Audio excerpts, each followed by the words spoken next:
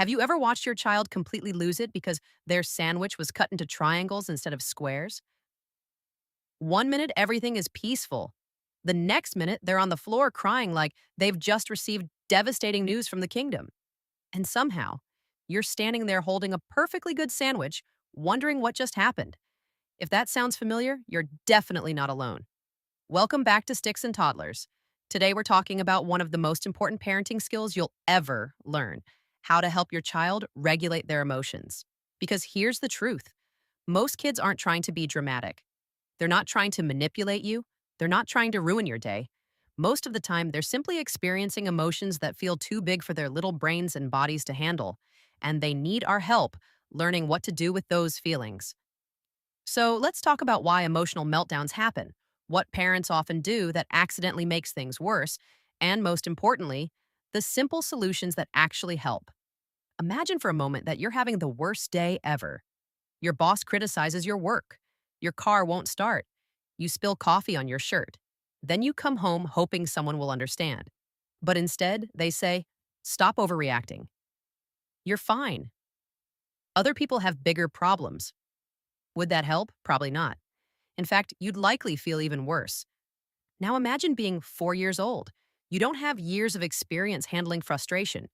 You don't know how to calm yourself down. You can't always explain what's wrong, and the people you depend on for safety seem annoyed that you're upset. That's why emotional regulation is something children learn over time. They're not born knowing how to manage anger, sadness, fear, disappointment, or frustration. They're taught, and most of that teaching happens through us, not through lectures, not through punishment, but through thousands of tiny interactions. Every hug, every conversation, every response during a meltdown. Those moments become their emotional instruction manual. And that's why our reactions matter so much. Let's start with a common mistake: the stop crying approach. You know the one. You're okay. There's nothing to cry about. Big boys don't cry. Big girls don't cry. Now, most parents aren't trying to be cruel. Usually, they're uncomfortable seeing their child upset. They genuinely want the crying to stop. But here's the problem: when children hear these messages repeatedly, they don't learn that emotions are manageable. They learn that emotions are unwelcome. So instead of understanding their feelings, they begin hiding them. And hidden emotions don't disappear. They simply show up later in different ways. Maybe through anxiety, maybe through anger, maybe through withdrawal. That's why the first solution is surprisingly simple. Solution number one: validate before you fix. Validation doesn't mean agreeing with everything. It doesn't mean saying the situation is actually terrible. It simply means acknowledging what your child feels. For example, instead of, "That's not a big deal," try, "Wow, you're really disappointed right now." Instead of, "Stop crying," try, "I can see you're upset." Notice the difference? You're not solving the problem. You're helping your child feel understood. And feeling understood is often the first step toward calming down. Here's another common parenting trap: the emergency problem solving mode. Your child says, "Nobody played with me today." And before they finish the sentence, you've already launched into a 10-point action plan. Tomorrow you can talk to Sarah. Join another group. Maybe try a different game. Have you thought about? Meanwhile, your child is staring at you thinking, "Could someone please notice that I'm sad first?" Sometimes kids don't need solutions immediately. Sometimes they need connection. Think about adults. When we vent to friends, we often don't want a PowerPoint presentation. We want empathy. Children are no different. Solution number two: connect before you correct. Before offering advice, try saying, "That sounds really hard. Tell me more. What happened? How did that make you feel?" These simple questions communicate something powerful. Your feelings matter. I'm listening. You're not alone. And once children feel heard, they're much more open to guidance. Now let's talk about something parents don't hear often enough. Your child's emotional regulation depends partly on your emotional regulation. Ouch. I know, not exactly the news we wanted. Because sometimes our children melt down at the exact moment our patience is running on fumes. Maybe you've had no sleep. Maybe work was stressful. Maybe you've answered why approximately 4,000 times already. Then your child starts screaming because their banana broke, and suddenly you're fighting the urge to scream too. The reality is that children borrow our calm before they develop their own. When we stay steady, we become an emotional anchor. When we explode, their storm usually gets bigger. Solution number 3, regulate yourself first. This doesn't mean becoming a perfectly calm parenting robot. Nobody can do that. It means noticing your own emotional state. Take a breath, lower your voice, slow your movements. Remember that your child is having a hard time, not trying to give you a hard time. That small mindset shift can completely change the interaction. Let's meet 6-year-old Jake. Jake loses a board game. Instant disaster. Tears.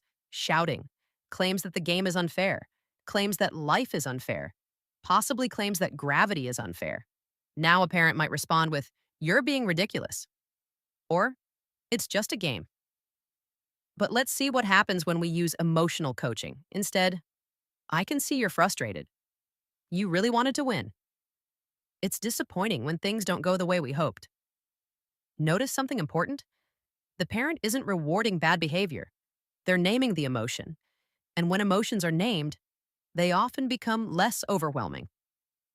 Solution number 4, help children put feelings into words.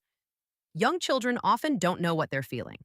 Everything becomes anger, everything becomes crying, everything becomes chaos. But when we give them emotional vocabulary, we give them tools. Try phrases like, "You seem disappointed. You look nervous. Are you feeling frustrated? Was that embarrassing?" Over time, children learn to identify emotions instead of being controlled by them, and that's a huge life skill. Another mistake parents make is rushing children out of uncomfortable emotions. We want them happy, immediately. But emotional growth happens when children learn they can survive difficult feelings. Sadness won't destroy them. Frustration won't destroy them. Disappointment won't destroy them. The goal isn't eliminating negative emotions. The goal is learning to move through them. Which brings us to solution number 5. Don't rush the feeling. Sometimes your job isn't to cheer them up. It's simply to stay with them while they feel what they're feeling. A hug, a hand on the shoulder, sitting quietly nearby. These moments send a powerful message. You can handle this, and I'm here with you. Now let's be realistic. No parent gets this right every time. There will be days when you're exhausted, days when you lose your patience, days when you say something you wish you hadn't. That's called being human. The good news? Perfection isn't required. What matters is repair. If you snap at your child, come back later. Say, "I'm sorry I yelled. I was frustrated. I should have handled that better." Do you know what that teaches? Accountability, humility, healthy relationships. Children don't need perfect parents. They need parents willing to repair mistakes. And honestly, that lesson may be even more valuable. So let's quickly recap. When your child is overwhelmed, validate before you fix, connect before you correct, regulate yourself first, help them name their feelings. Don't rush them out of emotions, and repair when you make mistakes. These simple habits won't stop every tantrum. They won't magically eliminate every meltdown. But over time, they teach something incredibly important. They teach children that emotions are not dangerous, they are manageable. And that confidence will help them not only in childhood, but throughout their entire lives. Because one day your little toddler will become a teenager and eventually an adult. And the emotional skills they're building today will shape how they handle relationships, stress, setbacks, and challenges for years to come. So the next time you're standing there holding a triangle sandwich while your child reacts as if the world has ended, take a breath. Remember what they're really asking. Not for a different sandwich, not for a perfect solution, but for help navigating a feeling that's simply too big to carry alone. And that help starts with you. Thanks for watching Sticks and Toddlers. If you enjoyed this video, let us know in the comments. What's the funniest reason your child has ever had a meltdown? We'd love to hear your stories. And don't forget to subscribe to Sticks and Toddlers for more simple parenting tips, family stories, and practical ways to raise emotionally healthy kids. We'll see you in the next video.